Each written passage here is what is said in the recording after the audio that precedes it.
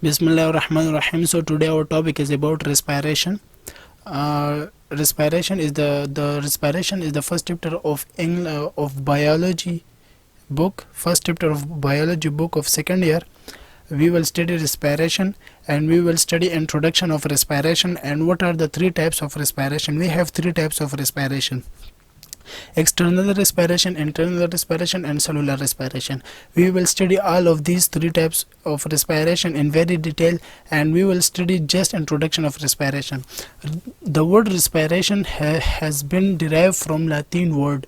हमारे साथ respiration Latin word से derive हुआ है respirocinum. Okay, respirocinum. अब respiration का मीनिंग क्या है हमारे साथ? What is the meaning of respiration? The meaning of respiration is breathing or ventilation. अच्छा, हमारे साथ respiration का मीनिंग क्या है? ब्रीथिंग है और वेंटिलेशन है. ठीक है, अब वेंटिलेशन और ब्रीथिंग का क्या मतलब है? Inhalation and exhalation. Okay, breathing जो है, हम ब्रीथिंग में हम इनहेलेशन करते हैं यानी टू टेक एयर इन, और एक्सहेलेशन करते हैं to take air out. So the meaning of inhalation is to take air in and the meaning of respiration is to take air out. अच्छा, ये तो मैंने आप लोगों को बता दिया मीनिंग. अच्छा, अब हमारे साथ जो है डिफिनीशन क्या है, रेस्पिरेशन का डिफिनीशन क्या है? तो अच्छा जी, ये to take air in, I did a mistake. Okay, so the definition, what is the definition?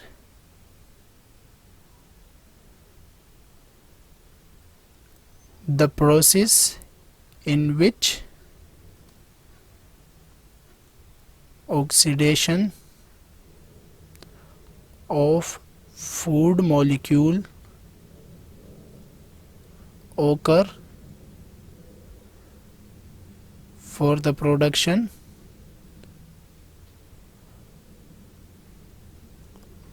of energy in the presence of oxygen. और हमारे साथ in the absence of oxygen भी हमारे साथ रेस्पिरेशन होता है. ऑक्सीजन का जो है प्रेजेंस होना ज़रूरी नहीं है, ऑक्सीजन के अलावा भी हमारे साथ रेस्पिरेशन होता है. और in the absence of oxygen, हमारे साथ जब ऑक्सीजन नॉर्मल हालात में नहीं होता, फिर हमारे साथ एनारोबिक रेस्पिरेशन होता है. Aerobic respiration. What is aerobic respiration? Aerobic respiration occur in the presence of oxygen, while anaerobic respiration occur in the absence of oxygen. जब हमारे साथ ऑक्सीजन जो है नॉर्मल हालात में होता है तो फिर हमारे साथ एरोबिक रेस्पिरेशन होती है. जब हमारे साथ ऑक्सीजन नॉर्मल हालात में नहीं होते, ऑक्सीजन की डिफिशियंसी होती है, फिर हमारे साथ क्या होता है? एनारोबिक रेस्पिरेशन होते हैं. अब हमारे साथ थ्री टाइप्स ऑफ रेस्पिरेशन, हमारे साथ थ्री टाइप्स है रेस्पिरेशन का. वो कौन कौन से थ्री टाइप्स है? हमारे साथ थ्री टाइप्स ऑफ रेस्पिरेशन है. अच्छा, पहला जो टाइप है वो है external respiration. The first one is external respiration. The second one is internal respiration, and the last one is cellular respiration. So now let's come to study diagrammatically all of these types. Okay, we will study these types diagrammatically. So I hope it makes sense. Okay,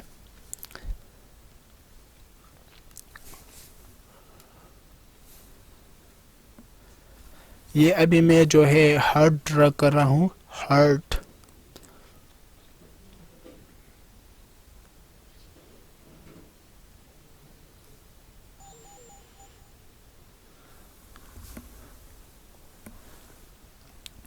अच्छा जी, ये मैं heart draw करूँ, यानी ये मैं आप लोगों को दिखाता हूँ कि हमारे पास किस तरह हार्ट जो है oxygenated blood, deoxygenated blood receive करता है और ऑक्सीजनेटेड ब्लड को फिर पंप करता है और टू होल बॉडी। तो ये सब कुछ किस तरह होता है ये मैं आप लोगों को अब डायग्रामेटिकली बताऊँगा कि हार्ट किस तरह रिसीव करता है डीऑक्सीजनेटेड ब्लड को और किस तरह जो है वो पुश करता है ऑक्सीजनेटेड ब्लड को। ठीक है, ये हार्ट है। आप लोग जो है इसको जो है नोट कर अपने साथ, ये बहुत ज़रूरी है आप लोगों के लिए, या स्क्रीनशॉट ले ले समझने के लिए। तो ये जो है हमारे पास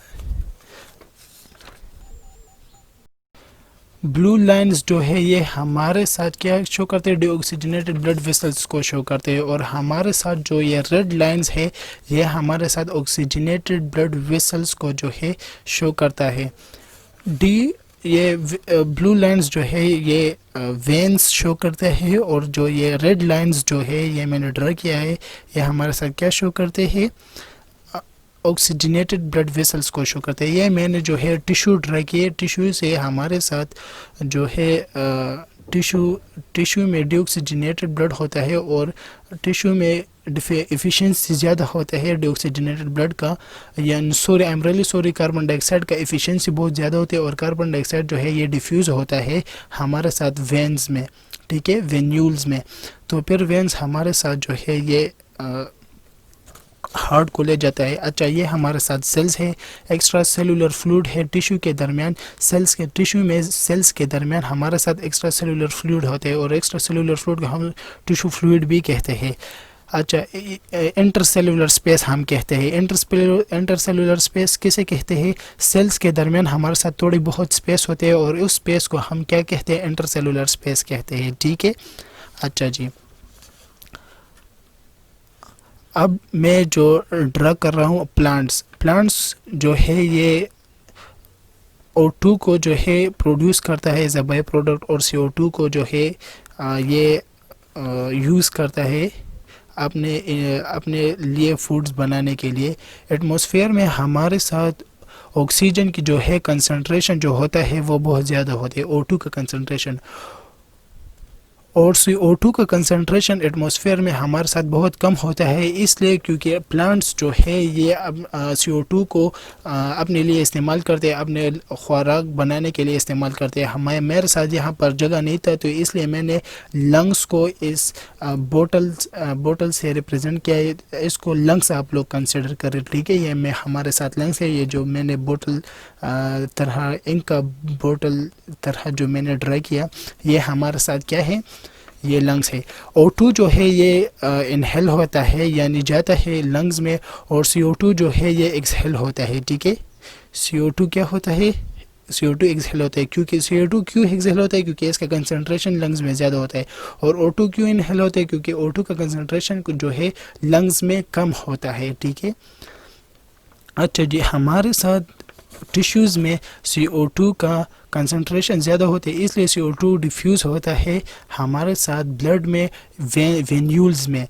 तो फिर यही वेन जो है वेन्यूल वेन में जाता है, और फिर हमारे साथ इंफीरियर एंड सुपीरियर वीना केवा के ज़रिए जो है यहाँ पर सारा डीऑक्सीजनेटेड ब्लड जो है हार्ट में आ जाता है। ठीक है, इंफीरियर एंड सुपीरियर वीना केवा के ज़रिए डीऑक्सीजनेटेड ब्लड होल बॉडी से जो है कलेक्ट हो जाता है, और यहाँ पर थ्रू सुपीरियर वीना केवा एंड इंफीरियर डीऑक्सीजनेटेड ब्लड जो है हार्ट में आ जाते हैं हमारे साथ राइट आर्टिकल में, फिर राइट वेंट्रिकल में, और राइट वेंट्रिकल से डीऑक्सीजनेटेड ब्लड जो है थ्रू पल्मोनरी आर्टरी के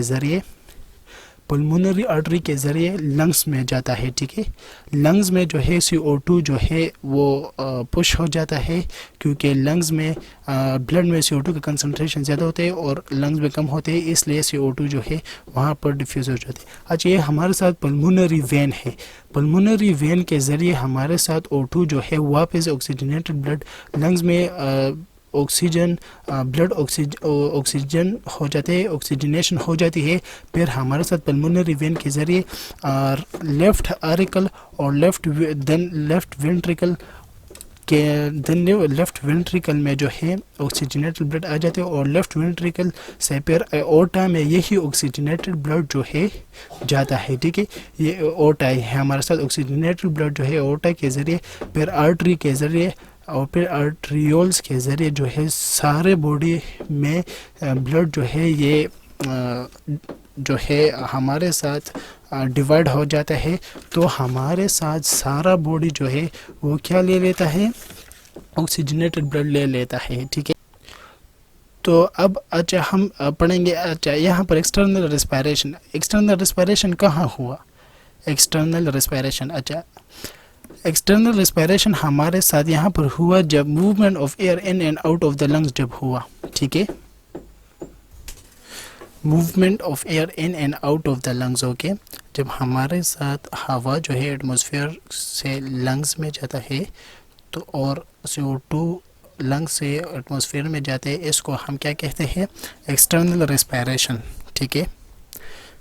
अब हमारे साथ जो है what is internal respiration. Internal respiration कहाँ होता है, इंटरनल रेस्पिरेशन जो है हमारे साथ O2 का डिफ्यूजन फ्रॉम लंग से ब्लड में और ब्लड से CO2 का डिफ्यूजन लंग्स में, ये इसको हम क्या कहते हैं, internal respiration. The movement of O2 from lungs into blood and CO2 from blood into lungs, okay.